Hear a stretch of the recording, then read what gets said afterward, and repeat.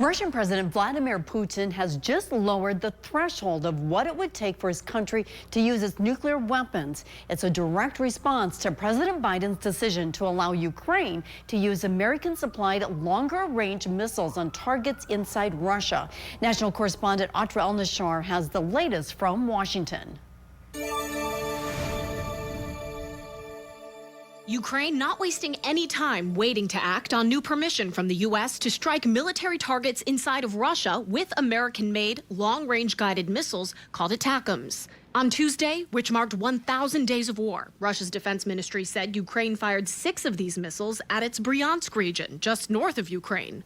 Moscow says it intercepted 5 of them. Within hours, Ukrainian President Volodymyr Zelensky thanked members of European Parliament for their continued support. Thank you for ensuring that not a single one of the 1,000 days of this terrible war became a day of betrayal of our shared European values. Some European nations are rattled by news that Russian President Vladimir Putin just eased the threshold his country would have to meet before using its nuclear weapons. In late September, Putin warned if a nation with nuclear weapons helps another nation strike Russia, it would be seen as a joint attack. NATO's Nordic countries taking steps to prepare citizens for a crisis. Finland updating its guidance for what to do during military conflict. Sweden distributing booklets titled In Case of Crisis or War. And Norway's guide includes instructions for stocking up on essentials and basic first aid. Back here in Washington, some lawmakers say the U.S. and its allies should not put much stock in what the Kremlin and Putin say publicly because Russia's goal is to intimidate.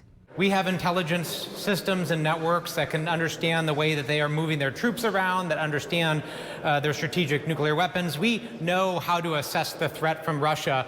What's difficult to assess is how or if President-elect Trump will continue support for Ukraine and follow through on this promise. I'll get the war with Ukraine and Russia ended.